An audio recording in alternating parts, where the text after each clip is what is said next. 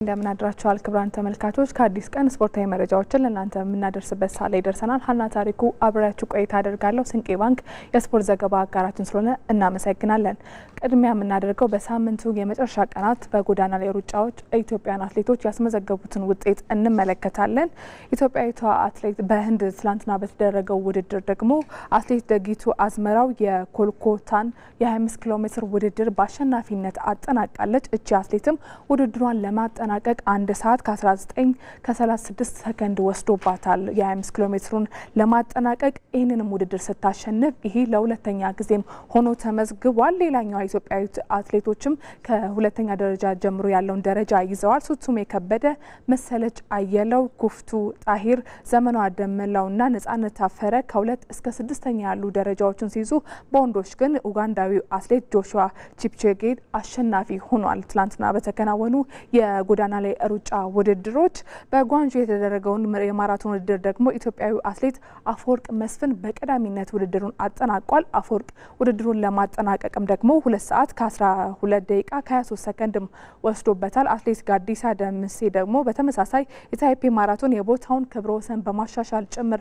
በትላንትናው ዕለት አሸንፏል። 2 ሰዓት ከ24 ከ17 ሰከንድ ደግሞ ርቀቱን ለማጠናቀቅ የወሰደበት ሰዓትም ሆኗል። በሴቶች አትሌት ቤተልሔም አፈንጉስ ሁለተኛ ስትወጣ ጫልቱ ጭምብዳሴ ደግሞ በ3ኛ ደረጃን አጠናቃለች። ትላንትና እንግዲህ የተከናወኑ የጎዳና ላይ ሩጫ ውድድሮች ኢትዮጵያን አትሌቶች በቀዳሚነት ያጠናቀቁበትን ውጤት ለእናንተ አድርሰናል። ሁለተኛው መረጃችን የምናደርገው በአራተኛው የወጣቶች ኦሎምፒክ የተሳተፈው ልዑክ ቡድን ትላንትና አቀባበል ተደርጎለታል። በአንጎላ ሉዋንዳ በተካሄደው አራተኛው የአፍሪካ ወጣቶች ኦሎምፒክ ላይ የተሳተፈው ልዑክ ቡድን ትላንትና ቦሌ ዓለም አቀፍ አውሮፕላን ማረፊያ ሲደርስም የባህልና ስፖርት ሚኒስቴር የስፖርት ዘርፍ ሚኒስትር ዴኤታ መክዩ መሐመድ በአቀባበል ስነ ስርዓቱ ላይ ተገኝተዋል። አቶ መክዩ መሐመድም ቡድኑ በከፍተኛ ውጤት በመመለሱ ምስጋናቸውን አቅርቦ አሁን ላይ በስፖርቱ መስክ ከፍተኛ መነቃቃት እንዳለና ተቀናጅቶ መስራት ውጤቱን እንደሚያመጣ የቡድኑ ውጤትም ይህን ያሳያል ሲሉም ነው ሀሳባቸውን የሰጡት። የቡድኑ ውጤት በሀገር ታሪክም የመጀመሪያ መሆኑን ጠቅሰው በቀጣይ ታዳጊዎች ላይ በስፋት እንደሚሰራና የተገኙ እድሎችን በመጠቀም በትጋት እንዲሰሩም ታዳጊዎቹን አሳስበዋል። በተመሳሳይ ትላንትና በአቀባበል ስነ ስርዓቱ ላይ የኢትዮጵያ ኦሎምፒክ ኮሚቴ ፕሬዚዳንት ዶክተር አሸብር ወልደ ጊዮርጊስ መንግስት ያደረገው ከፍተኛ ድጋፍ ለውጤቱ መገኘት አስተዋጽኦ ነበረው ሲሉም ነው ሀሳባቸውን የሰጡት። ከዛም ባለፈ በቀጣይ ታዳጊዎች ላይ በስፋት ቢሰራ ከዚህ የተሻለ ውጤትም ማስመዝገብ ይቻላል ብለዋል።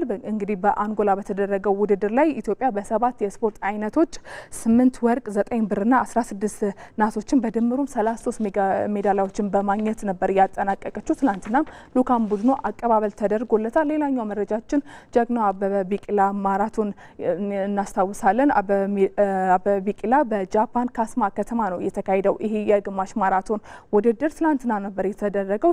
በጀግናው አትሌት አበበ ቢቂላ ስም ነው የተሰየመው። ይሄም ውድድር ካስማ ከተማ ለ20 ጊዜ ነው ይሄን ውድድር ያዘጋጀችው። የትላንትናውን ጨምሮ በርካታ አትሌቶች ተሳትፈውበታል። ጃፓናውያን ጭምር ናቸው የተሳተፉበት።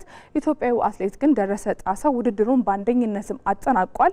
ውድድሩ ላይ እንግዲህ በጃፓን የኢትዮጵያ ባለሙሉ ስልጣን አምባሳደር ዳባ ደበሌ ንግግር አድርገውም ነበረ። በትላንትናው ዕለት የዘንድሮ ውድድር የተካሄደው በተለይ በጀግናው አትሌት አበበ ቢቂላ ስም በተሰየመ ጎዳና ላይ መሆኑ ከወትሮ ውድድሩን ለየት እንዳደረገውም ነው ሀሳባቸውን የገለጹት።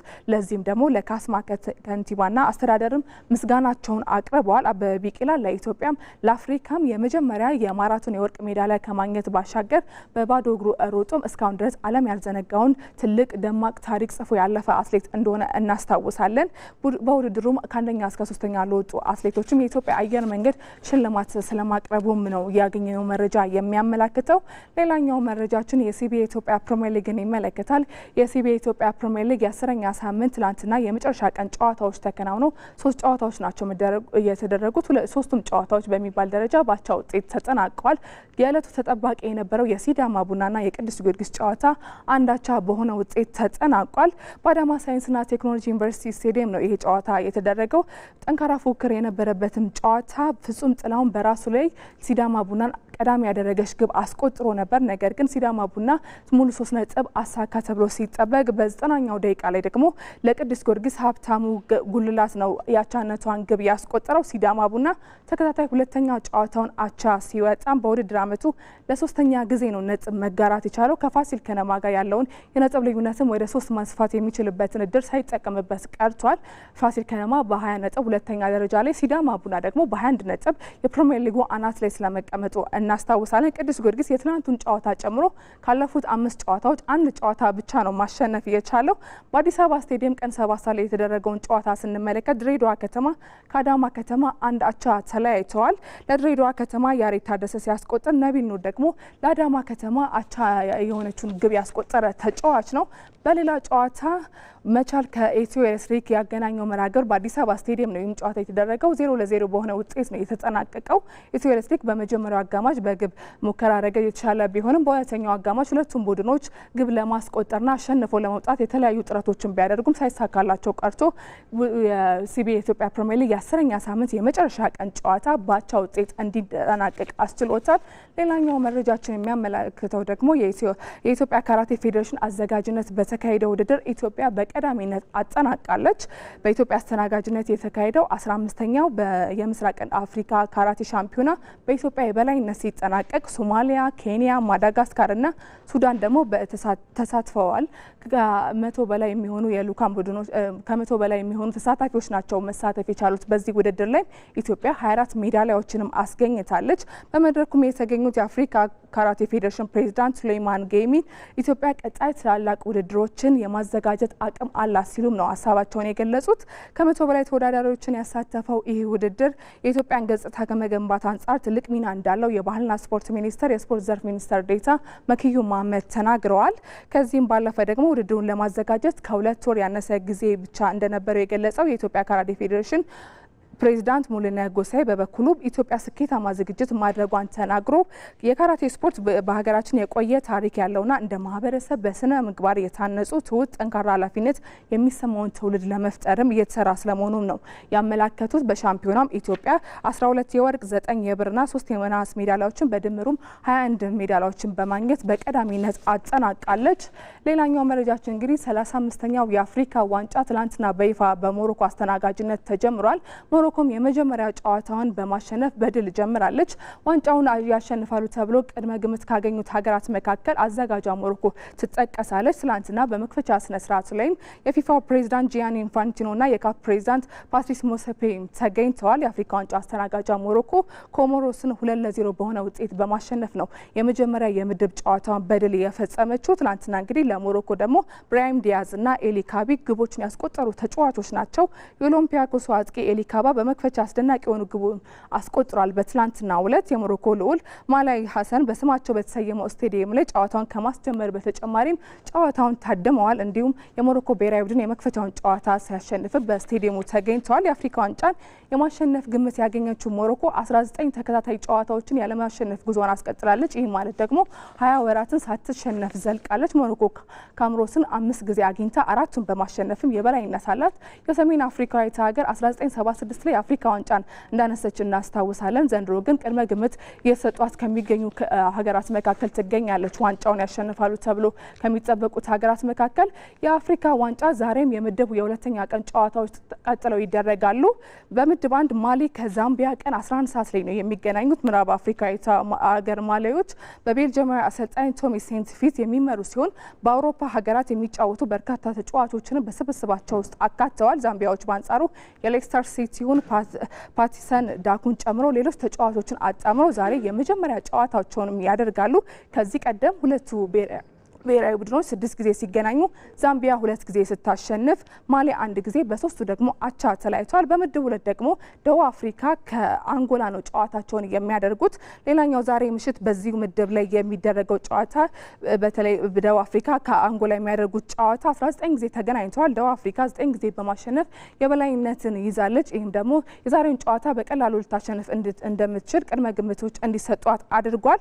ሌላኛው በዚህ ምድብ የምትገኘውና 7 ጊዜ የአፍሪካ ዋንጫን በማሸነፍ ቀዳሚ የሆነችው ግብጽን እናገኛለን። ግብጽ ከዚምባብዌ ምሽት 5 ሰዓት ላይ ነው ጨዋታውን የምታደርገው። 7 ጊዜ የአፍሪካ ዋንጫ ባለድል እንደሆነች እናስታውሳለን። ግብጽ ዘንድሮም እንግዲህ ቅድመ ግምት ከተሰጣቸው ብሔራዊ ቡድኖች በተለይ የአፍሪካ ዋንጫን ያሸንፋሉ ከተባሉ ብሔራዊ ቡድኖች መካከል ትገኝበታለች። የሊቨርፑል አጥቂና የብሔራዊ ቡድኑ አምበል መሐመድ ሳላ ልዩነት ፈጣሪ ተጠባቂ ሆኖ ተጫዋች ይሆናል ተብሎም ይጠበቃል። ግብጽ ዚምባብዌን በገጠመችበት ጨዋታም የበላይነት ያላት ሲሆን ይህም ደግሞ የአሸናፊነት ግምትን እንድትወስድም አድርጓታል። የማንቸስተር ሲቲ ተጫዋች ደግሞ ኡመር ማርሙሽም ሌላኛው ለግብጽ ብሔራዊ ቡድን ግባት ይሆናል ተብሎ ከሚጠበቁ ተጫዋቾች መካከል ይገኝበታል። የፈሮኖቹ ዋና አሰልጣኝ ኦሳም ሀሰን ደግሞ ግብጽ በአፍሪካ ዋንጫ የበላይ መሆን አለባት ሲልም ሀሳቡን ሰጥቷል። አሰልጣኙም ግብጽን እየመሩ 22 ጨዋታዎችን ያደረጉ ሲሆን በ14ቱ አሸንፈው በ6ቱ አቻ ተለያይተው በሁለቱ ደግሞ ሽንፈት ገጥሟቸዋል። ይህም ደግሞ ጠንካራ ብሔራዊ ቡድን እየገነቡ ስለመሆኑ ማሳያ ነው።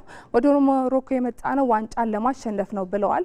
ስለ መሐመድ ሳላ ያነሱት አሰልጣኙ ሳላ አሁን ላይ የዓለም እግር ኳስ ተምሳሌት ነው፣ ከዓለም ውስጥ ምርጥ ተጫዋቾች አንዱ ሆኖ ይቀጥላል ሲሉም ሀሳባቸውን ሰጥቷል። የግብፁ አሰልጣኝ አሳም ሀሰን የዛሬውን ጨዋታ ግን ሊያሸንፉ ወደ ሜዳ እንደሚገቡም ነው ሀሳባቸውን የገለጹት።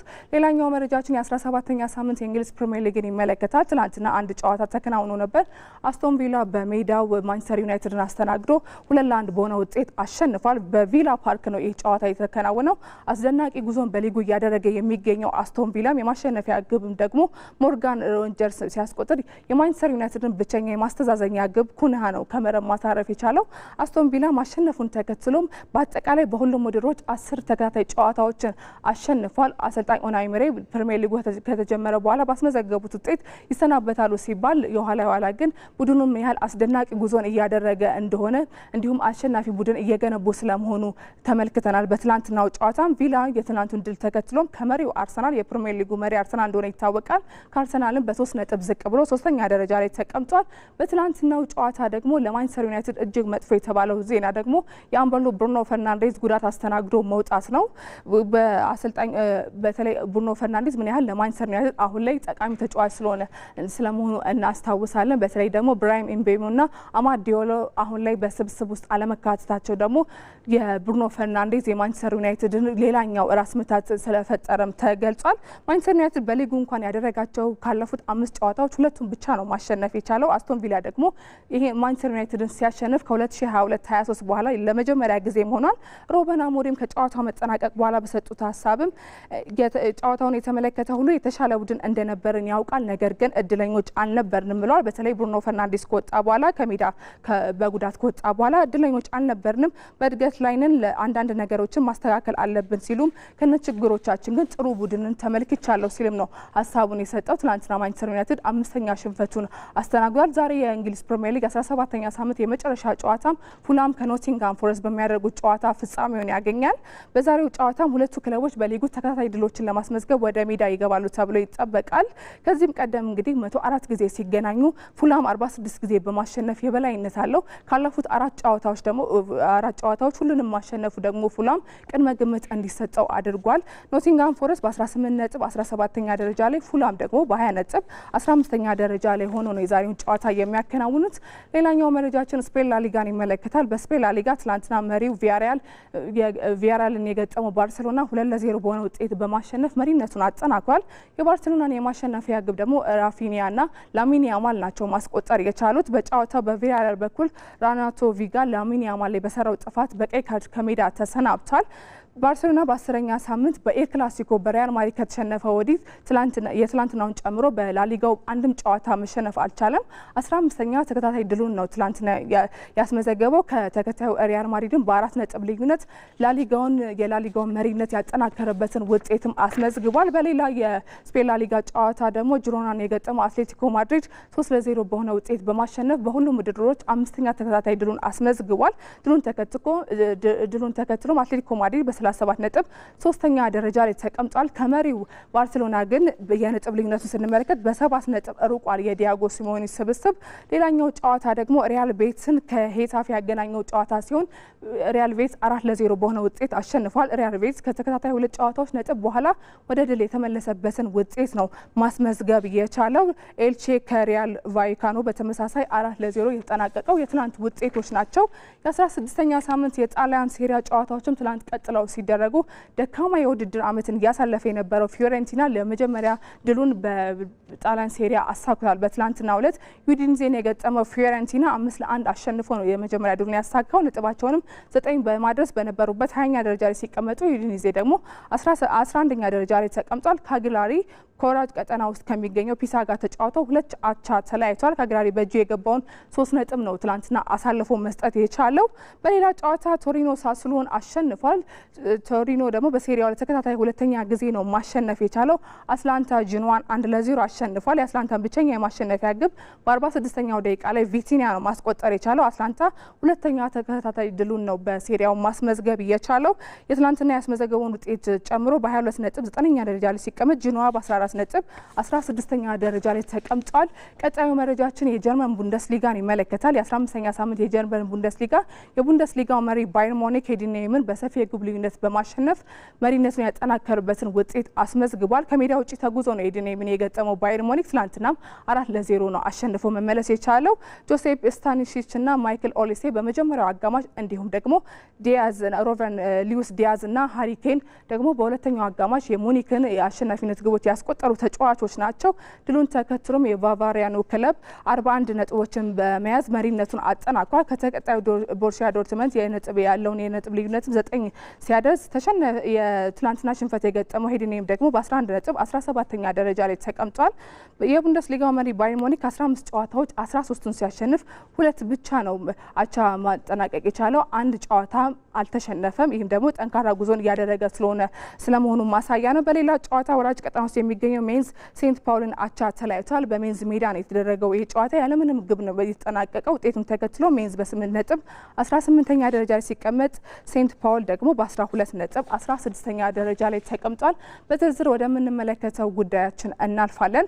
ከዚህ በፊት ተዳክሞ ለነበረው የብስክሌት ስፖርት የኮሪደር ልማቱ ምቹና መነቃቃት መፍጠሩም ተነግሯል። በአዲስ አበባ ብስክሌት ፌዴሬሽን አዘጋጅነት የኢትዮጵያ ንግድ ባንክ የ2018 የታዳጊዎች ክለቦችና የግል ተወዳዳሪዎች ሻምፒዮናም እየተደረገ ይገኛል። እሱ ባለው ተሾመ ዝርዝር ዘገባ አለው።